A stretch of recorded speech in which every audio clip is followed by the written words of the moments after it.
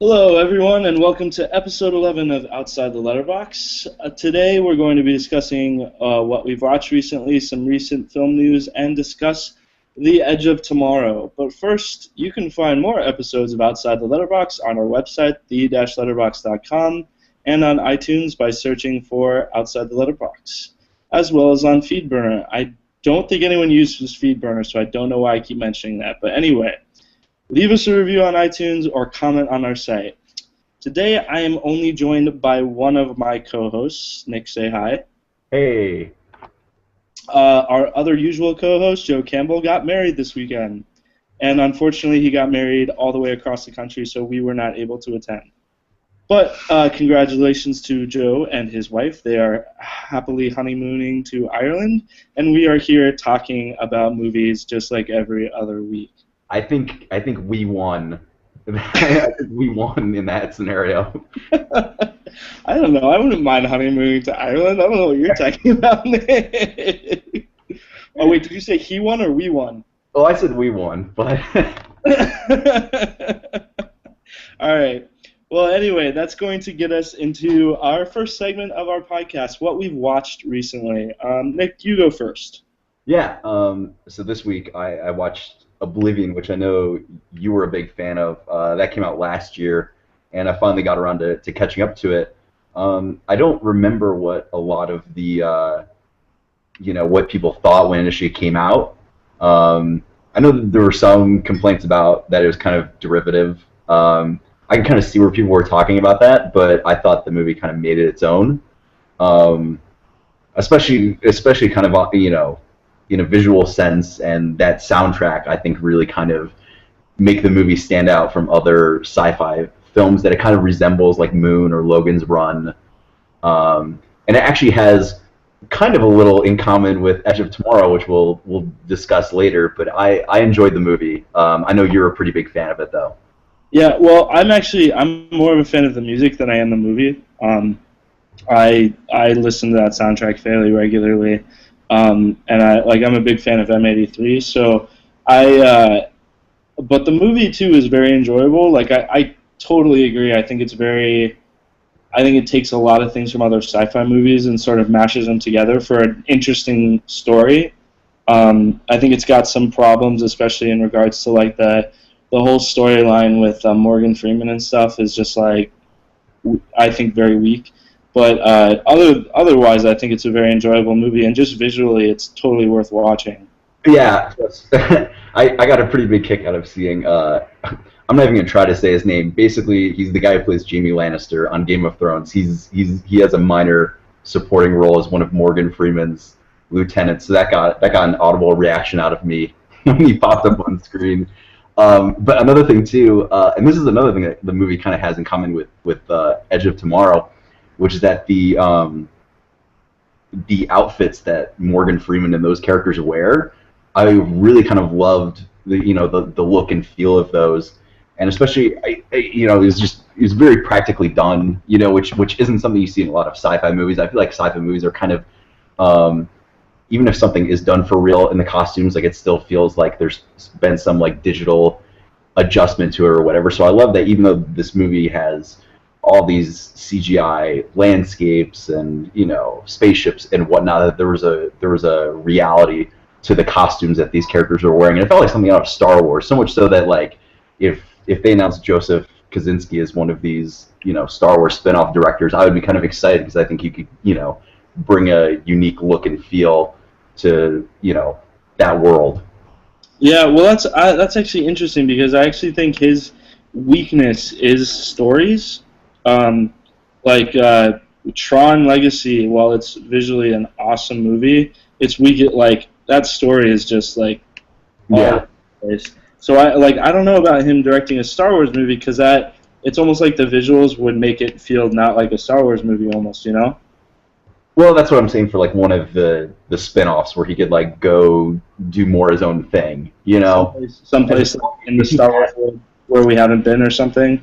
Yeah, and if they had good enough script or whatever, I think he could, give us new creature designs or new character designs that would stand out but still feel part of that tactile world that Star Wars has.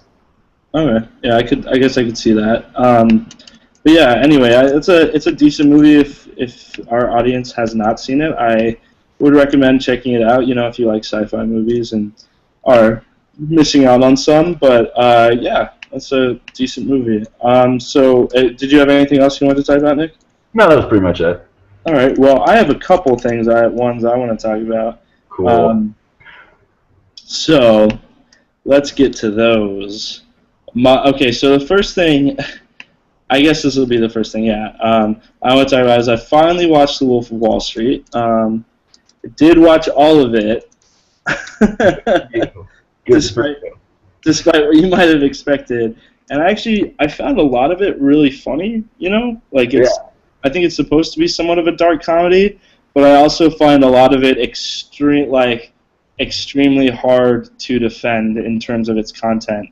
Yeah, I mean, I'll let you go, in a little bit, but I think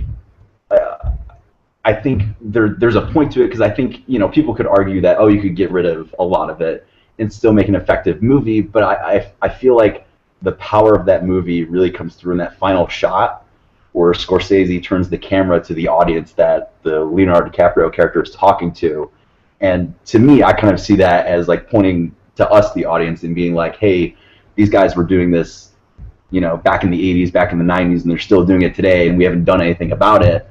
And I feel like when you watch these guys and see them get away with all the disgusting and terrible things they do, it makes you like rightfully angry, and I feel like a movie that, didn't show that, I don't think it would have had as much of a punch. I'm sure there's some stuff you could take away and it still would have been effective, but that's all good and fine, but my problem is that I think like I got that. I understood what they were trying to do with the movie, but I honestly, and I'm not trying to say like we are smarter than other moviegoers. I'm saying we watch movies differently than other moviegoers, and I think a lot of the people who saw that movie did not get that. I think that's a fair point. I guess like my point is that with a movie like that and with a point like that you're trying to sell, I don't think Scorsese hit the nail on the head hard enough with his point, because you could just as easily argue that movie like in favor of everything they did and just be like, oh, okay, so if I want to do all that stuff, I just have to not have a family.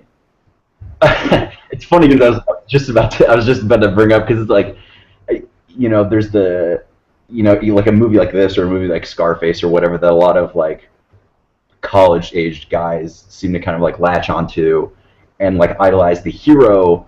And like you said, like we watch these movies differently than other people. Like there was no point in the movie where I ever wanted to be like these characters, and I think that's really reinforced when Jordan gets mad at his wife and just punches her right in the gut. Like there's a moment like if you weren't if you were not with him before, like that definitely puts you over that line. It's like, all right, I don't know if I can keep following this character and think of him as a hero or But that's my problem with the movie, is that like as much as you don't like him when he punches his wife, like you could just as easily be like, okay, so everything like everything else was like whatever, I just should not have a wife and kids.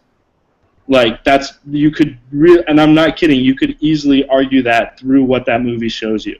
So then the question I'm going to ask you is, then how would, I mean, this is like a terrible thing to do in movie, to be like, oh, what would you rather do? Because that's not the point of reviewing a movie. But if you could, I don't know, I guess what's a better way than that you think of could have handled that? I honestly don't know. Like I mean, even the way, like I said, I get what they're trying to do with the movie. Like I like show like, oh, this is horrible, this is still happening, and he never really got punished for it. Even like it's implied when he goes to jail. By the way, spoilers. We've already spoiled a lot of the movie for people who haven't seen it. But like when he goes to jail, he's just playing tennis all day, which by the way is the most CGI game of tennis I have ever seen. Oh yeah, there's actually a lot of CGI in the movie that. Some of it's noticeable, some of it's not, but it's funny because it's not the type of movie that you think would benefit from. Yeah, I just was watching them play tennis. I was like, wait, they just picked like 3 balls out of nowhere, and nobody has hit it over the net yet. um, But on the positive side, my favorite part of the movie, and I don't know if you feel the same way, is the extended Quaalude scene. That's like, oh, yeah, I don't know, when halfway through the movie or whatever, but that's just like just in terms of like physical comedy, like I don't remember the last time I've seen something like that. yeah, that was also like there were certain things about the movie that were done pretty brilliantly. Like especially that scene, like when with the whole car and being like, I drove so slow, you know, and Yeah, finding out later, like, okay, maybe I didn't drive that carefully. yeah. But the that whole scene where he's trying to get the car door open and everything, that was great. Yeah, that was hilarious. There are really great moments in the movie. I just like I can't recommend that movie to anybody. That's fine. Yeah. I can. It's funny because I like Martin Scorsese's movies. I loved But Hugo. I love it's Gangs of funny. New York. I like Raging Bull. But like, I can recommend those movies to people. I can't. I can't sit here and say like to anybody like, oh yeah, you should see these movies. Instead, I should say like, I could say like, do you know how shitty people on Wall Street are?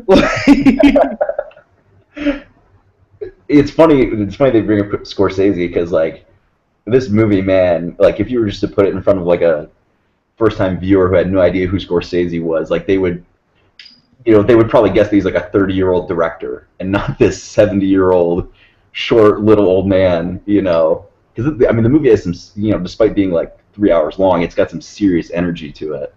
Yeah, for sure. Yeah. Um, And yeah, I know this was a point that Joe and I had made earlier, and I don't know if you would agree with it in hindsight, but I still think it's probably, if not his best, it's one of Leo's best performances. man, I don't know. I don't know about that. I've never been that big of a fan of Leonardo DiCaprio. I think he's put himself in a great position with Martin Scorsese to be in all his movies. Um, but I don't know. Like I think I liked him more in Django Unchained. I thought he did a better job in that. That was really impressive. But I don't know. I can't really speak to that at this moment. But yeah, that was The Wolf of Wall Street. Let's see, what else did I watch? I watched Warm Bodies again. Have you seen Warm Bodies? Yeah, I saw it last summer, I think, when it finally came out. I thought it was a pretty enjoyable movie and a really fun take on like the romantic comedy genre and the zombie genre. Yeah, so I watched it last night just, kind of out of boredom. And I watched it and I saw it when it came out in theaters and I watched it again. Man, it's like it's an hour and a half long. It's funny. It's got some fun action in it. It's just kind of like a nice movie. I feel like for anybody almost, it's kind Yeah. of sappy at parts, but it's like an enjoyable film with some nice things to say. And one of the highlights of it, I think, is the soundtrack to the movie is phenomenal for a movie like that. Um, so yeah, that was a really really enjoyable movie and a movie I could actually recommend to almost anybody as opposed to The Wolf of Wall Street. Yeah, there were a couple other things I watched this week. Like I revisited X-Men First Class and X2. But we don't really need to talk about those so much. Those are pretty solid movies if you haven't Yeah. seen them.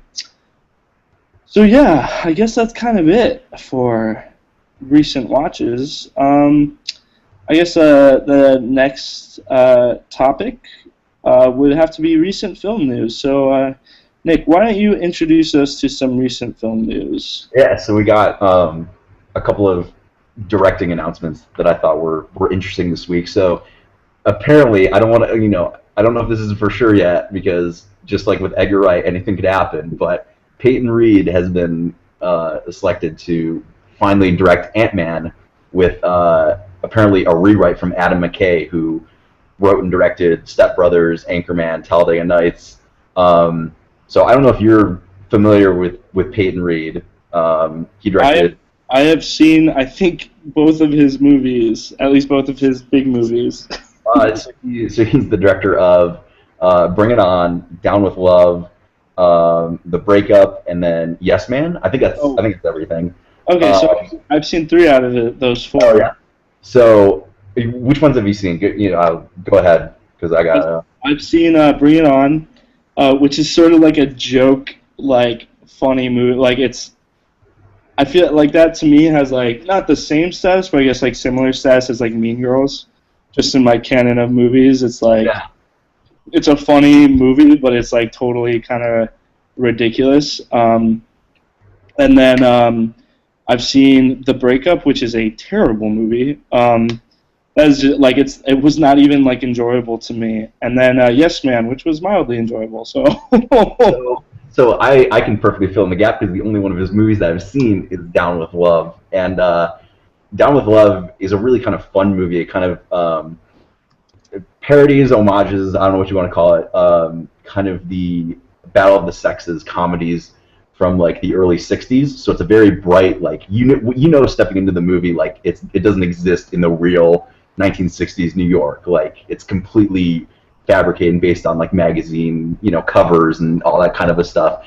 And from what I remember, is actually a really kind of enjoyable, fun movie. Ewan McGregor and Renee Zellweger are the two leads. And it's kind of a nice, easy breezy movie. And just based on that, like, another thing that I think is important to actually talk about is that Peyton Reed was actually like originally proposed to direct Fantastic Four, and his idea was to set it in the '60s, and that never went through. And so I mean, there's a lot of contention with the whole like Edgar Wright situation, and I think if that had never existed and Marvel had come out and said, "Oh, Peyton Reed's going to direct Ant-Man and Adam McKay's going to help write it and whatever," I think people would have been a little more, would have been okay with it and maybe even a little intrigued by it. I mean, just based on what I know of both their work, I'm kind of intrigued to see what they bring to it. It definitely seems like they're going for a more comedy bent to it, which I think we kind of already figured beforehand. Not to yeah, say that I preferred it to Edgar Wright, but I think it'll still be an interesting combination. yeah, but like I honestly kind of like I have hopes for Peyton Reed because I feel like he might be someone who just hasn't really gotten a chance to really show some of his like capabilities as a filmmaker, especially as maybe a comedic filmmaker. But dude, Adam McKay like writing part of a superhero movie, no matter how funny it's supposed to be, like I that guy is so sloppy. Like I can't think of another word, but that's how all his movies. Well, I mean, his movies are really improvised, you know. Yeah, but Um, that's kind of the problem for me is it's like too sloppy.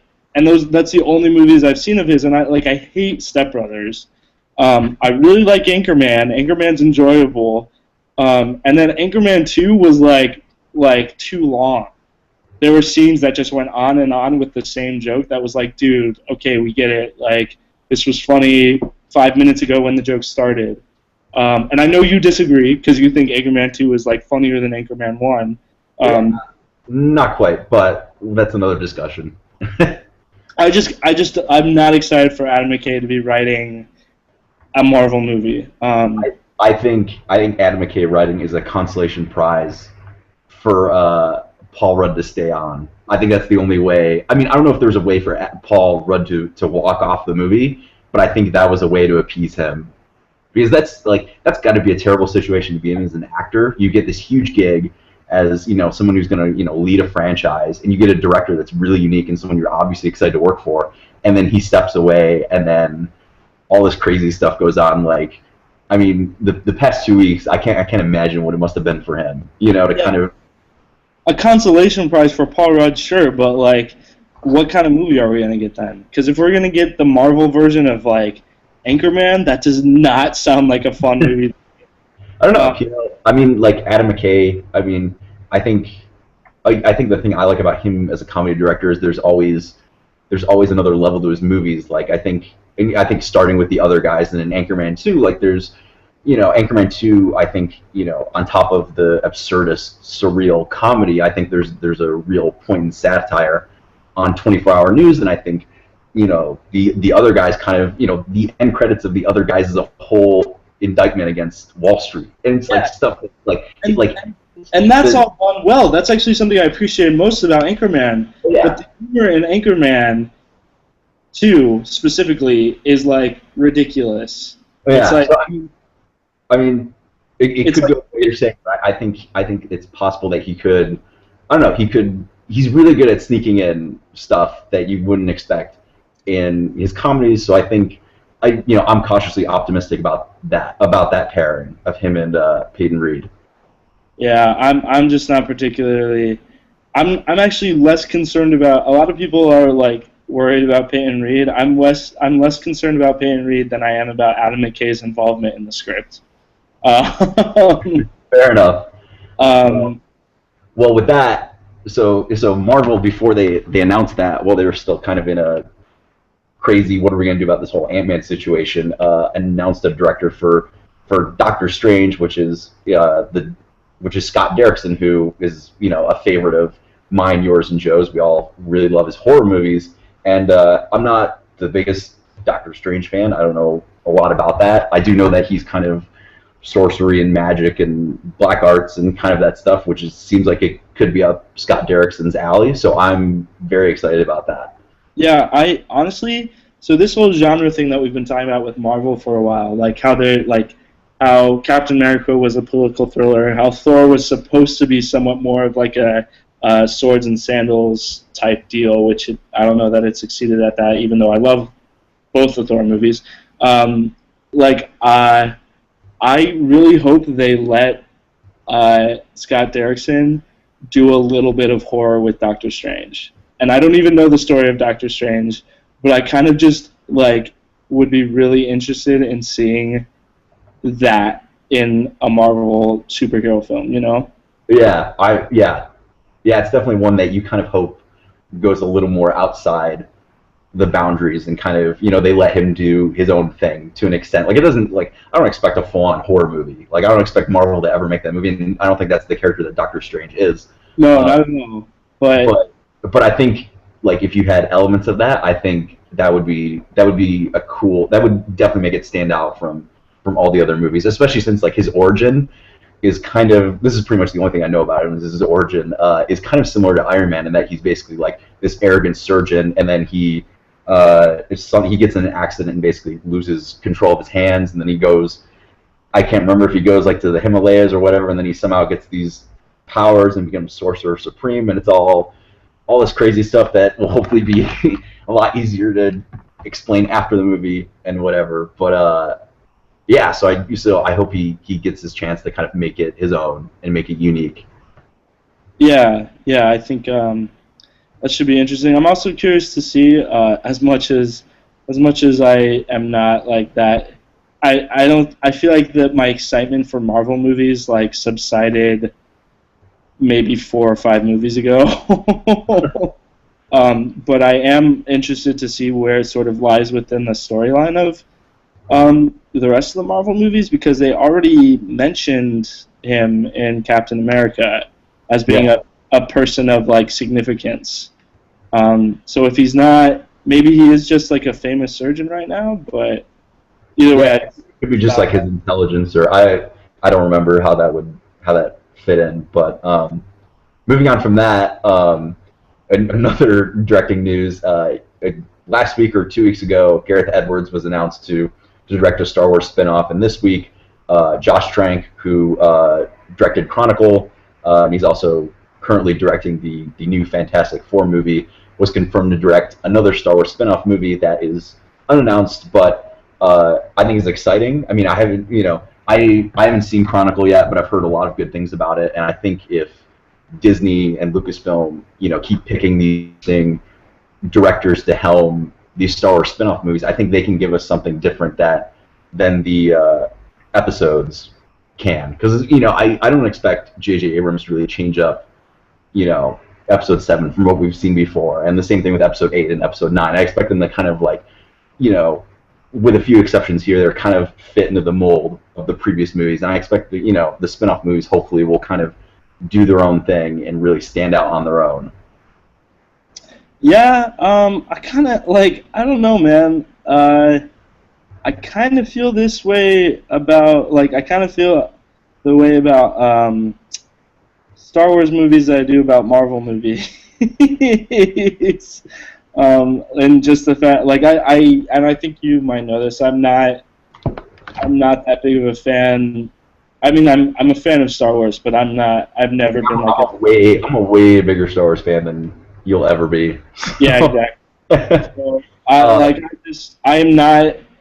I'm just not that enthused about 20 Star Wars movies. I'd rather get 20 different sci-fi movies. Actually, with the amount that's going to cost to make each of these Star Wars movies, you could probably get 60 different sci-fi movies Probably. with different stories. So I don't know. And I understand like your whole thing about the Marvel comparison. Like again, I'm going to be cautiously optimistic because obviously we haven't seen any of them. But it's funny. I read on Twitter this past week that someone made the joke that Disney is plucking directors away from other franchises because Gareth Edwards directed Godzilla, and as soon as that becomes a blockbuster, they take him off that. And Josh Trank is in the middle of directing Fantastic Four, and then his next movie after that is going to be a Star Wars movie. So yeah, but it's still according to Warner Brothers that Gareth Edwards still may direct Godzilla 2. Yeah, but it's kind of the joke is that Disney's trying to disrupt all their competition's major franchises. Yeah. I don't know, man. I'd rather have 20 Harry Potter movies than 20 Star Wars movies. I think we can agree to disagree on that. All right. So then there's let's see. That's it for director news, right? Yeah. So moving on from that, but still keeping it within Star Wars, there's two casting announcements this week that really kind of bumped my interest again in episode 7, which is that Lupita Nyong'o, who was in 12 Years a Slave and won the Academy Award for Best Supporting Actress, got added to the cast, and then Gwendolyn Christie, who I don't know if you don't know her, Paul, but she plays a big role on Game of Thrones and is a really interesting character on that, is also joining the cast. So I'm really excited to see what part they can play in the movies. I hope they're not, too minor, characters. I hope they kind of have something substantial to do, especially since it seems like we now have a really good female supporting cast. I know that's been something that, Star Wars has been given a lot of flack for, that there's basically one female per franchise. And so it's interesting and exciting to see that there are, 4 or 5 female leads or major female characters in this new movie. So what a waste of Lupita Nyong'o.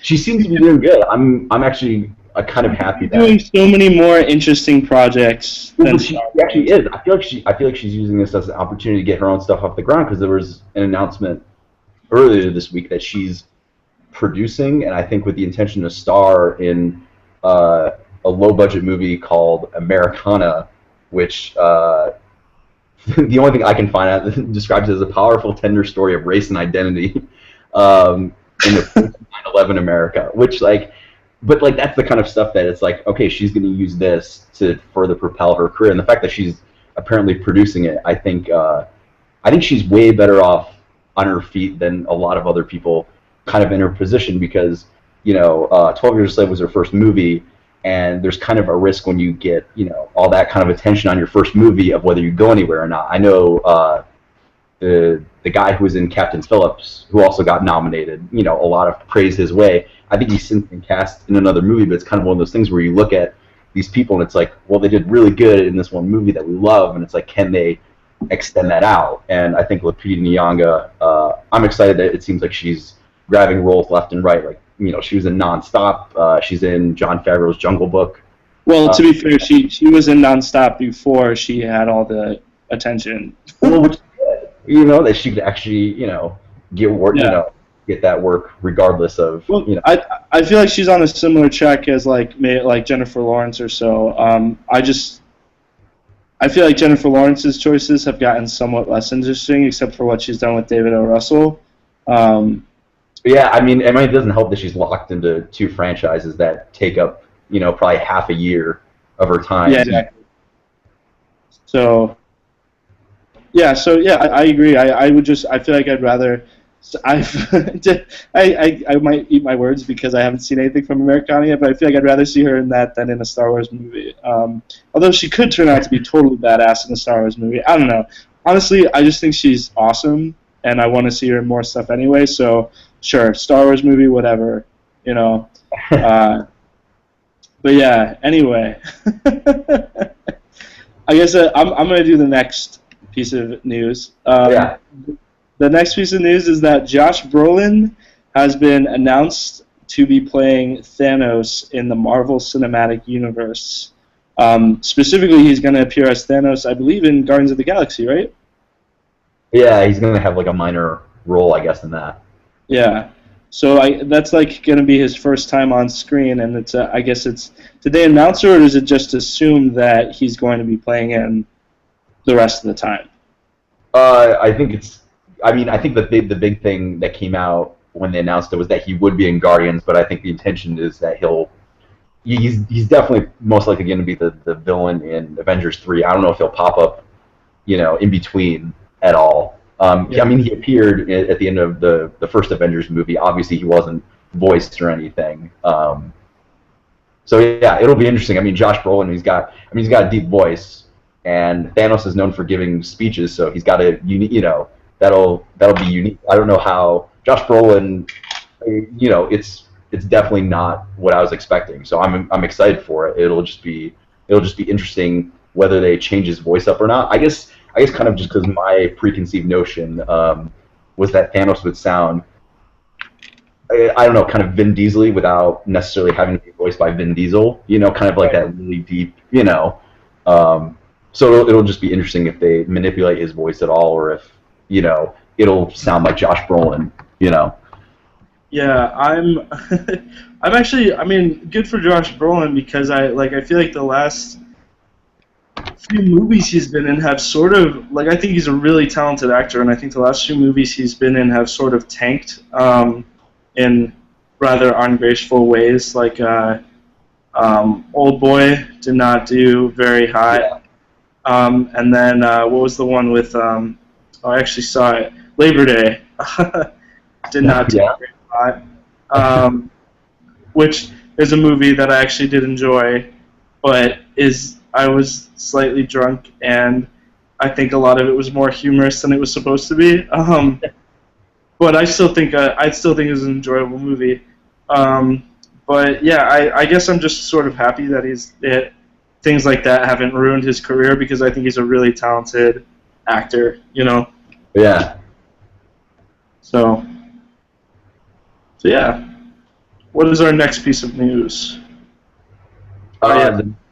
You want to take this one? Yeah, sure. So our next piece of news is that the Wachowski siblings directed Jupiter Ascending has been delayed until February of next year, which is pretty big news for what's supposed to be a Warner Brothers tentpole film for the summer. Yeah, it was given the Harry Potter - Batman spot in July, that weekend that they've pretty much had ever since they had those movies going in summer. Yeah, I'm kind of bummed out. I mean, I was really looking forward to it. I mean, I like the Wachowskis. I think The Matrix is pretty great, even if the sequels aren't as good. And I found a lot to like in Cloud Atlas. I thought it was a really interesting movie.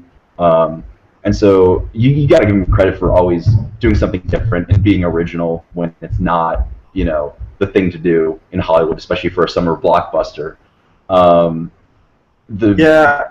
report I'm hearing is that visual effects weren't ready, and if the real reason is oh, we'll give more time to make the movie better, then I'm all for it. If a good movie is a good movie, I don't care how long I have to wait for it.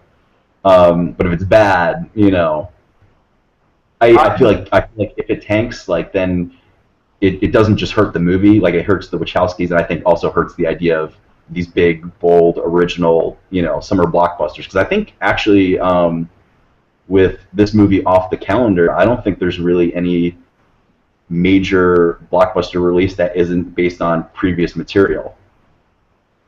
Yeah, I'm not sure either. Yeah. But None of that anyway. what I wanted to say was just that I really did not enjoy Cloud Atlas at all. I thought it was kind of boring, and I don't know.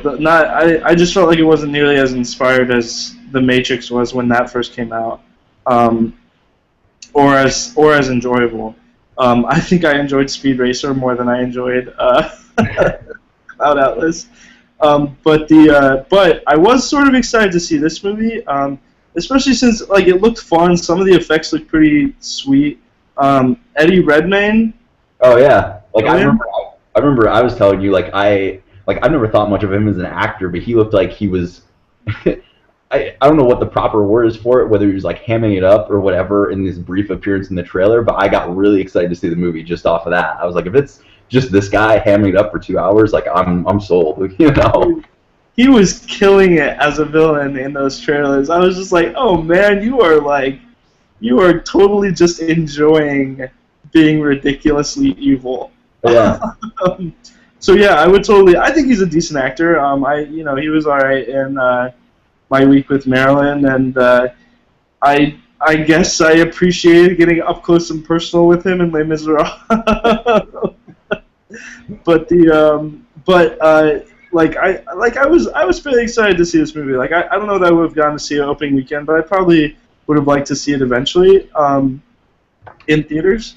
But honestly, that movie was gonna tank this summer. Yeah, probably. I don't. God, I I was think do that well. I honestly I think might have a better chance in February where there's That's what I'm thinking because the spot it's opening in now I think is the same weekend that Lego Movie hit, and so I think and they were both Warner Brothers movies, and I think I hope that that's kind of what because the whole stigma about like January and February is that like that's where you throw either Oscar movies that are just expanding or that's where you throw all the crap that you don't want to deal with, and I hope now people are realizing that we're going to throw movies here that wouldn't have a chance to succeed elsewhere. That's honestly it's because March had that stigma too until the Hunger Games came out in March. Yeah. So like that's the thing is like I feel like they're throwing it as opposed to being like one more blockbuster amongst 30 other blockbusters coming out in the summer. They're trying to put it in a spot where there's going to be a little bit of a dry spell of interesting blockbusters coming out, and I think that's a smarter place to put a movie like that. Yeah. Someone else also had a theory that I don't know if I agree with, but I'll throw it by you anyway, which is that the movie would suffer from Channing Tatum fatigue, which I don't know if that's a thing. At least from all the women I've talked to, I don't know if that's possible. But they were all like, 22 Jump Street opens up, and then a couple weeks later, this would open up, and that it would kind of like split his fan base. I don't know if I don't know if I take that seriously, but that's I don't think honestly I don't like. I feel like there's other actors that I'm more sick of than Channing Tatum. Especially since, like, I was more sick of Channing Tatum before 21 Jump Street. Now when he shows up in a movie, it's like, oh, whatever, Oh, yeah. So, so I don't know. That's kind of interesting. I don't know if I take that seriously either. But I guess that's probably going to wrap up our discussion of film news this week, right? Yeah. All right. So I just wanted to mention, this is sort of like a ridiculous plug for one of my favorite movies, probably of all time. But I forgot to mention that I recently rewatched How to Train Your Dragon. Oh yeah, I gotta get on rewatching that because I don't think I've rewatched it since the first time I watched it, which has been like 3 or 4 years. As much as I love the movie, like it's been a long time. So I had never seen it in 3D, and I watched it on a 10-foot projector screen in 3D. And man, every single time I've watched that movie, and even more so this time, I get chills, I get teary-eyed. Like, yeah, that is my all-time favorite animated movie. And people can call me ridiculous and be like completely like the whole spectrum of animation. Yeah. Wow, cool. I'm like that is my favorite animated movie. And because I've never watched an animated film that has made me feel like that has gotten me that into the story and what's going on, and through the use of animation and everything, like through the use of animation and the use of 3D, now that I've seen it, gotten me so immersed in a story and a movie. I will give you that it's in my top 2 favorite DreamWorks animated movies of all time. That's like nothing. That's like Shrek and How to Train Your Dragon. No, it's How to Train Your Dragon and Prince of Egypt. Oh, that's. I honestly, dude, it is a better movie than Toy Story 3.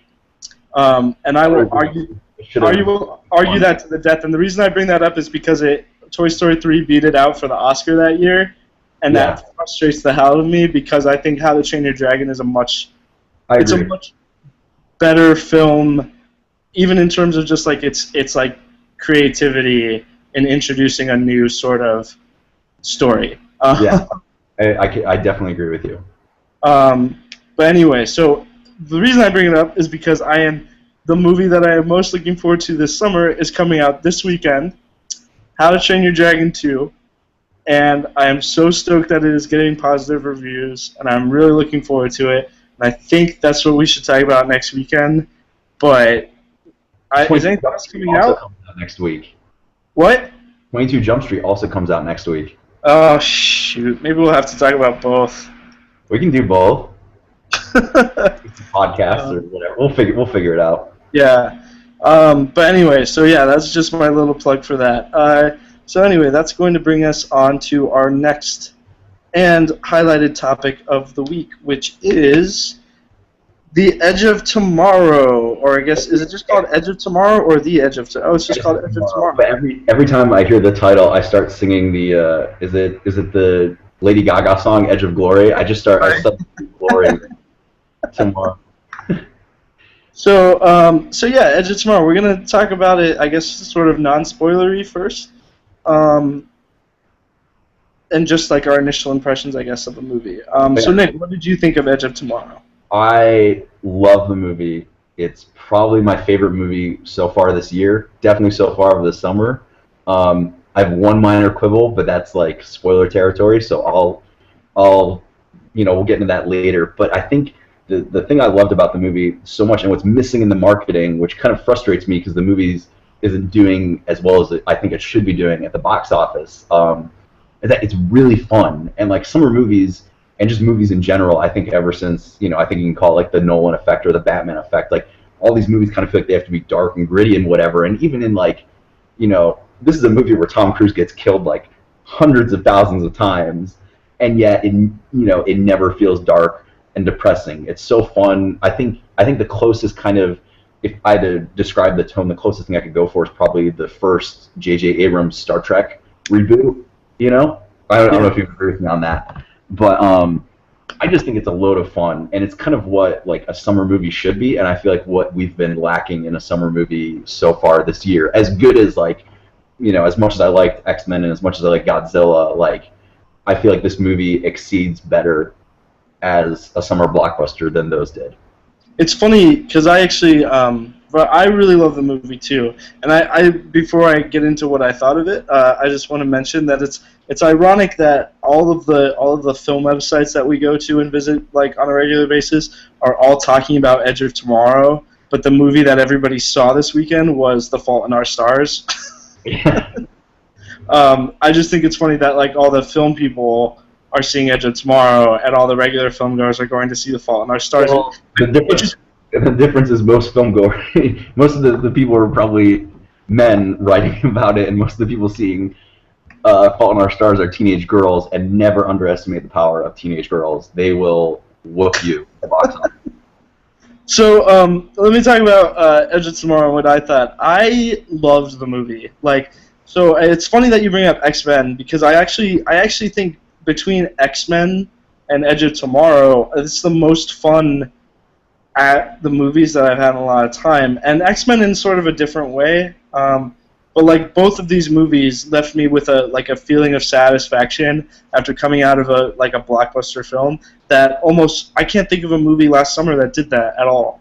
Yeah, I was thinking about it too because and going off kind of the thing with X-Men, like X-Men in this is kind of two different experiences, because X-Men, for me anyway, like you go in and you have this expectation and this build up of 6 previous movies, and there's kind of X-Men kind of has a huge like emotional weight to it that this movie doesn't have, but that's not a bad thing. Like Right. this movie, a standalone summer blockbuster, is just like it's just so much fun. Yeah, so I guess like what I like about X-Men is that it brought that emotional weight sort of back to that franchise. That what I think in a lot of ways made that franchise successful in the beginning.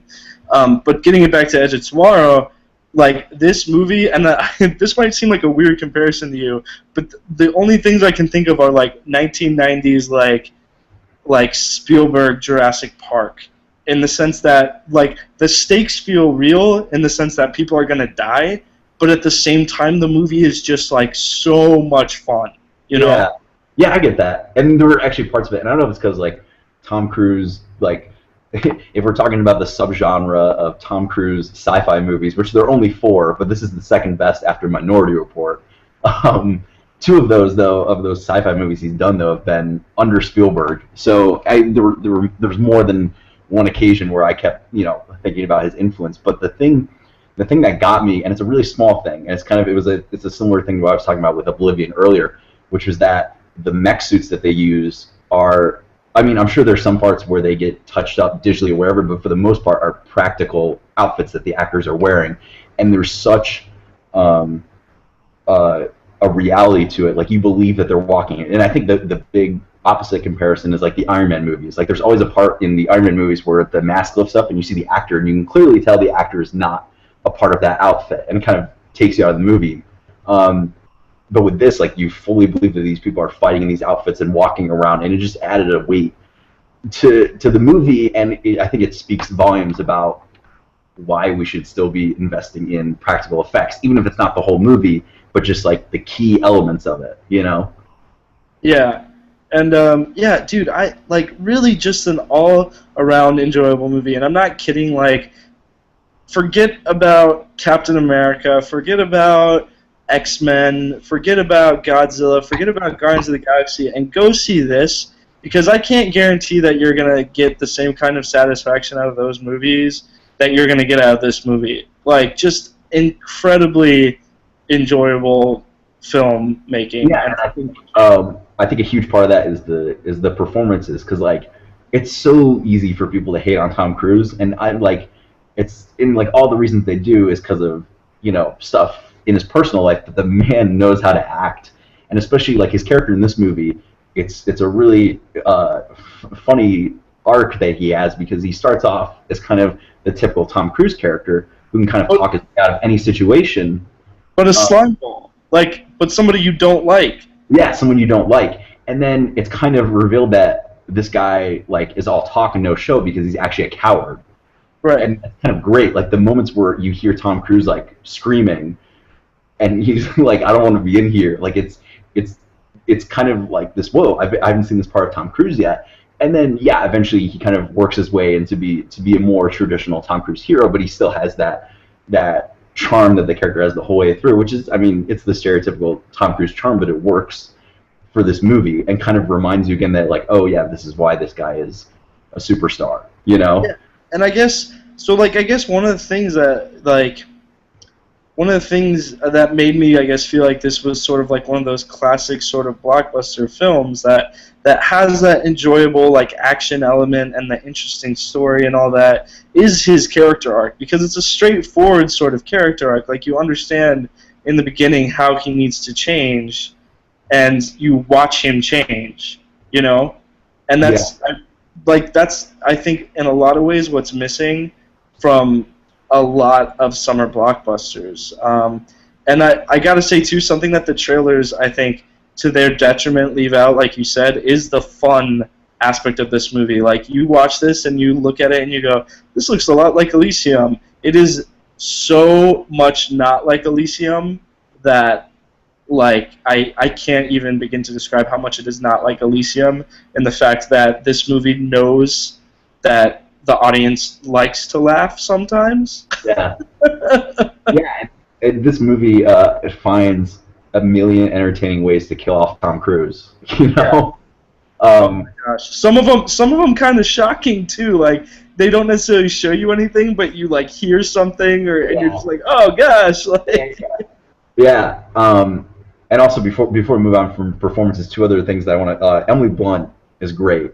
Oh Uh, yeah, I think we're both pretty big fans of her, and I love that she gets to play like this tough female warrior character, and I love that even though they share a kiss at one point in the movie, like it doesn't feel like there really isn't any romance, and I think you could argue that the kiss isn't really a romantic kiss at all, hmm um, and so I think it was cool to just like for in a traditional movie that part would have been played by a man, and there isn't like it probably wouldn't have taken a huge amount of rewriting to make it a man. I think it's cool that they let Emily Blunt kind of go at it and actually be the better warrior than even Tom Cruise for most of the movie. yeah, and give us a good reason, like why she was that way, and Yeah, just give her a chance to be badass. yeah, It's pretty badass. Um, she's very badass in this movie. and they like honestly, like you say, there was a little bit of romance in there, for sure. I think, but I totally I bought their chemistry. I think they did a good job of it. But either way, it's like the movie. The movie's just awesome, and like the alien design is like insane. It's like nothing you've seen before in terms Yeah, of yeah. alien design. I was trying to think if I had seen anything before, and the closest thing like isn't technically an alien thing, but it's kind of like the Venom from Spider-Man 3, kind of like it's this thing that just kind of moves on its own. It doesn't really have like a mass entirely. Like it just kind of like arms and legs just move everywhere, and kind of like you have no idea what the center of this thing is. Like there's a face, Yeah, but not. yeah. And the way it like attacks people is so erratic, and I saw it in IMAX 3D, and it was pretty cool. You don't really need to see it in IMAX 3D, but they're like just some of the like erratic movements of the aliens were like just totally unlike anything I think you've seen in a movie before. Yeah, and I think speaking of alien, like I think uh, the casting of Bill Paxton brings up a lot of aliens comparison. I think that was kind of the intention. And there's some moments that feel like aliens. Like if you're talking about like other sci-fi movies that the movie like kind of feels like, there's like elements of aliens and elements of Starship Troopers, but the movie is definitely its own thing. But Bill Paxton, man. So last night, to go off on a little tangent, I watched Two Guns, which also features Bill Paxton with a Southern accent. But it was funny how comparing his Southern accents in these two movies. In Two Guns, it's way more of a kind of a naturalistic but slightly exaggerated Southern drawl. But in this movie, I felt it was like kind of over the top in a good way, but that it felt like something out of like a Coen Brothers movie. I don't know if you ever pay attention to the dialect that characters speak in Coen Brothers movies. It's kind of there's no way to describe it, but he definitely fit in that in that parameter. But is another huge part of why this movie is so entertaining. Yeah. Yeah, so that's and like oh man, there's like too many good things I think to talk about in this movie. Like I think we both just have to sort of cap it off and say like it's a very entertaining movie and we both would highly recommend going to Yes. see it. Yes.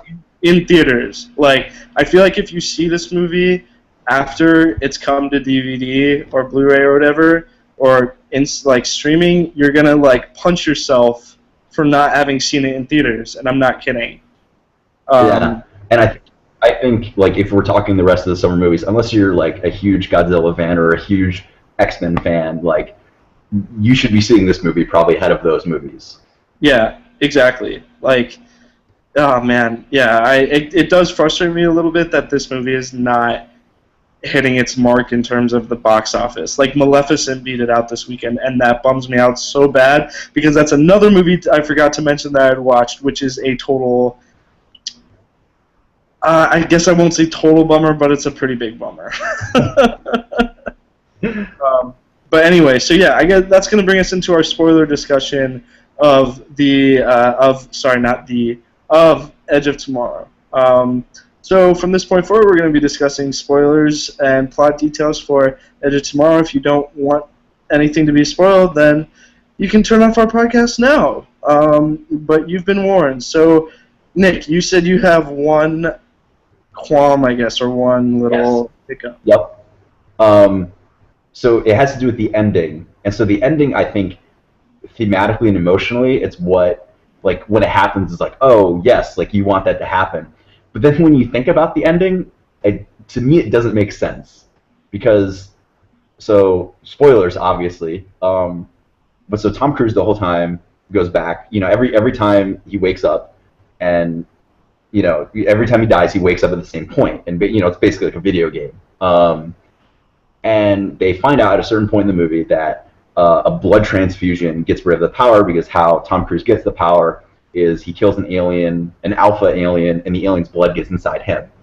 And so, before the third act, Tom Cruise, inadvertently gets a blood transfusion, and thus he doesn't have the ability to go back in time. So the whole finale is kind of like, we can't mess this up or we'll die.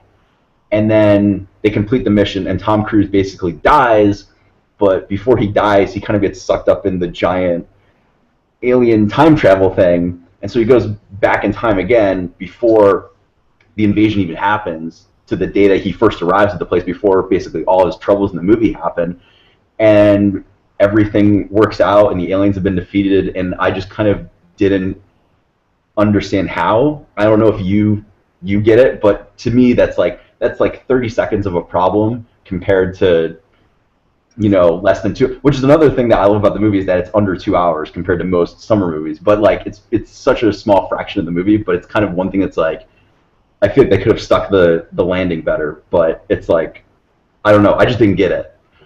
I guess I see what you're saying. I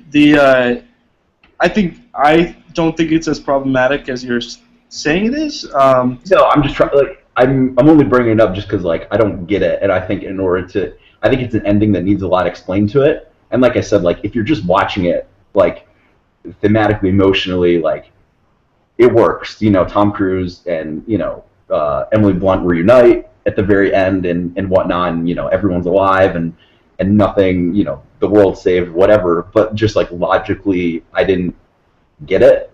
So what didn't you get about it? Like, so not so much that he goes back in time further, but that how does he go back in time and everything's okay, and like nothing, like how did they defeat it to begin with, and was it, I don't know, was it like a reverse Back to the Future ending, but instead of going back to the point where he was in everything before? I don't know. It's a weird thing to talk about, and I feel like nitpicking time travel, like, that's what it is. It's nitpicking, because obviously, if you talk about any time travel movie, there's going to be problems with it. But right. One just felt too much of a, from what had come before, and what at least the rules to my mind had been established as. And so, like I said, it's a minor quibble for me, but it's just one thing that I just don't see how they got to that point.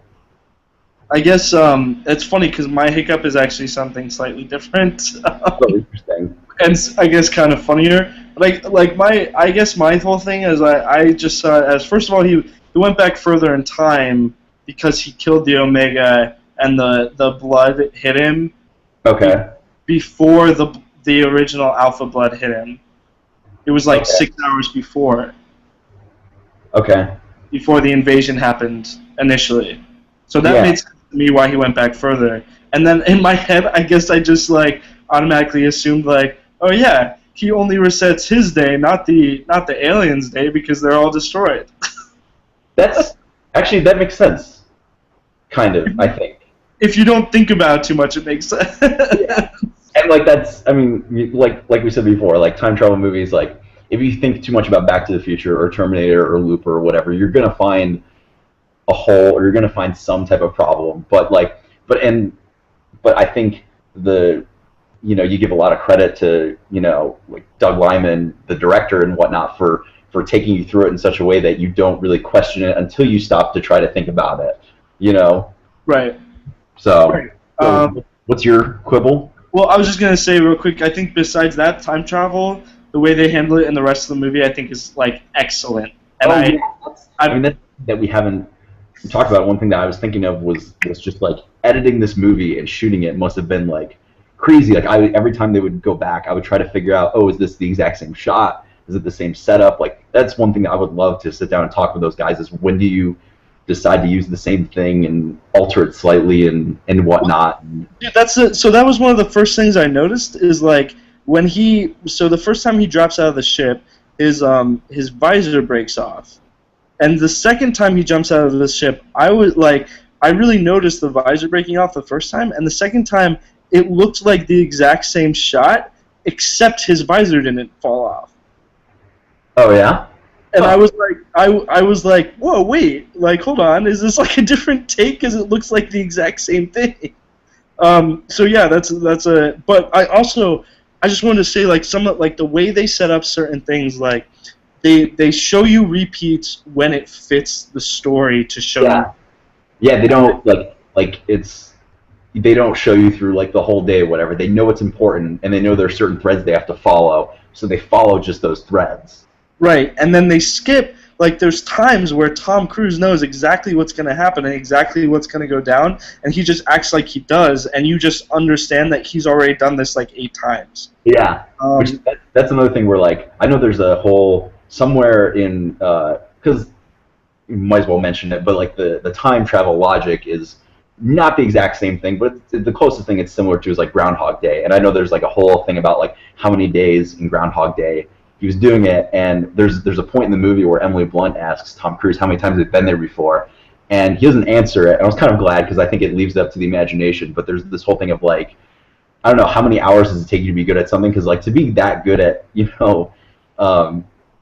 to turn from Tom Cruise at the beginning to Tom Cruise at the end, like, not just in terms of, like, an emotional character arc, but just, like, physically and mentally, to go from a PR guy to an actual soldier, like, you can imagine, like, this whole movie must take place in years within that single day, Yeah.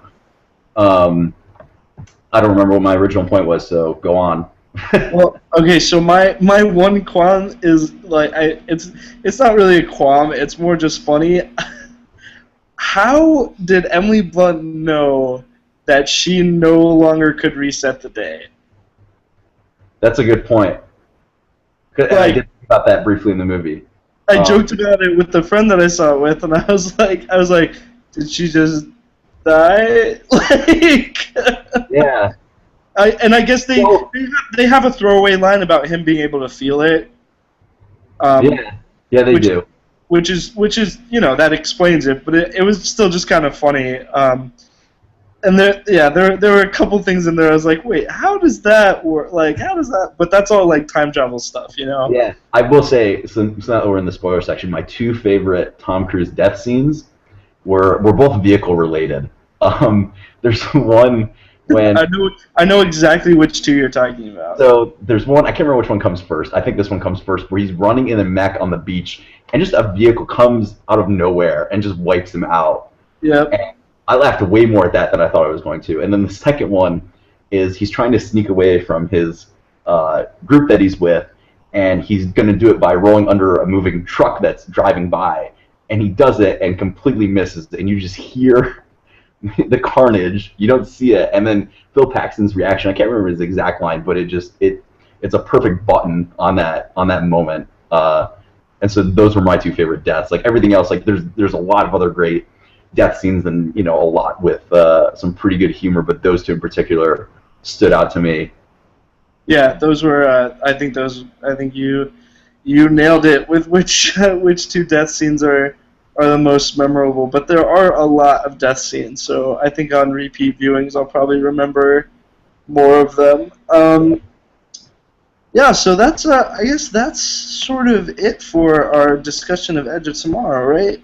Yeah, I mean, really, when it all boils down to it, just like trust us and go see it. Like if you just like movies, you'll probably like it. Like if you're gonna go see any of the other, destruction save the world movies this summer, it should probably be this one, just because it's so damn entertaining.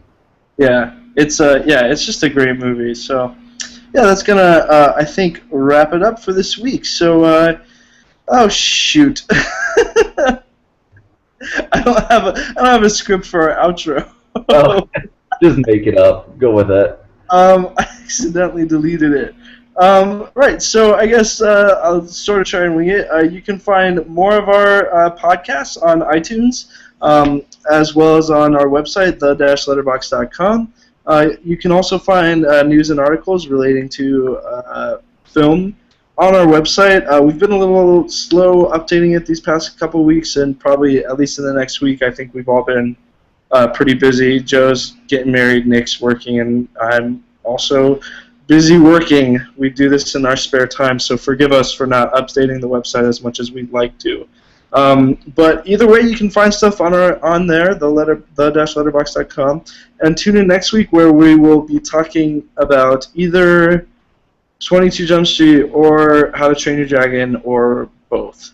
So yeah, thanks for listening. So long.